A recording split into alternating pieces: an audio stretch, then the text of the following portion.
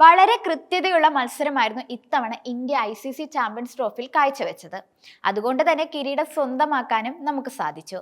ടീമിനുള്ളിലെ മുഴുവൻ താരങ്ങളും ഇന്ത്യക്കായി മികച്ച രീതിയിൽ കളിക്കുകയായിരുന്നു.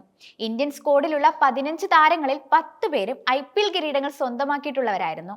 എന്നാൽ ഇത്തവണത്തെ ചാമ്പ്യൻസ് ട്രോഫി സ്ക്വാഡിൽ വിജയം സ്വന്തമാക്കിയ 5 താരങ്ങൾ ഒരിക്കൽ പോലും IPL കിരീടത്തിൽ മുത്തമിടാത്തവരാണ്.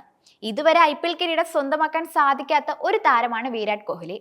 IPLന്റെ തുടക്കം മുതൽ 2013 മുതൽ 2021 വരെ ബാംഗ്ലൂർ ടീമിനെ നയിക്കാനും കോഹ്ലിക്ക് സാധിച്ചിട്ടുണ്ട്.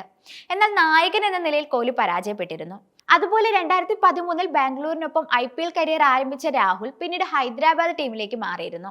പഞ്ചാബ് ടീമിനായും ലക്നൗ ടീമിനായും കളിക്കാൻ രാഹുലിന് അവസരം ലഭിക്കുകയും ചെയ്തു.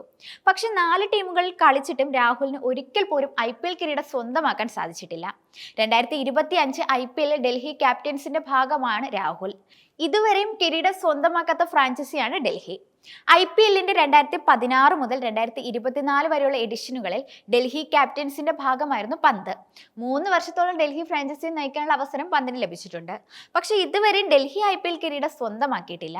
2025 IPL മെഗാലേലത്തിൽ റെക്കോർഡ് തുകയ്ക്കാണ് പന്തിനെ ലക്നൗ സ്വന്തമാക്കിയത്. ഇത്തവണയെങ്കിലും IPL കിരീടത്തിൽ മുത്തമിടാൻ സാധിക്കുമെന്ന പ്രതീക്ഷയിലാണ് പന്ത്. 2019 പഞ്ചാബ് കിങ്സ് ടീമിന് വേണ്ടിയാണ് അർഷദ് ദേവ് IPL അരങ്ങേറ്റം കുറിച്ചത്. ശേഷം ടീമിനായി ഇതുവരെ കളിക്കാൻ താരത്തിന് സാധിച്ചിട്ടുമുണ്ട്.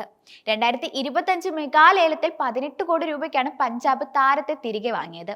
എന്നാൽ ഇതുവരെയും ഒരു IPL കിരീടം സ്വന്തമാക്കാൻ അർഷദ് ദേവിന് സാധിച്ചിട്ടില്ല.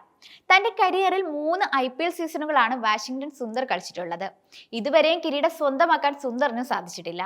റൈസിംഗ് പൂനെ സൂപ്പർ ജയന്റ് ടീമിനൊപ്പമായിരുന്നു വാഷിംഗ്ടൺ കരിയർ ആരംഭിച്ചത്. ശേഷം റോയൽ ചലഞ്ചേഴ്സ് ബാംഗ്ലൂരിനായും ഹൈദരാബാദിനായും താരം കളിച്ചിട്ടുണ്ട്. 2025 മെഗാലേലത്തിൽ ഗുജറാത്ത് ടൈറ്റൻസ് ആണ് സുന്ദറിനെ സ്വന്തമാക്കിയത്.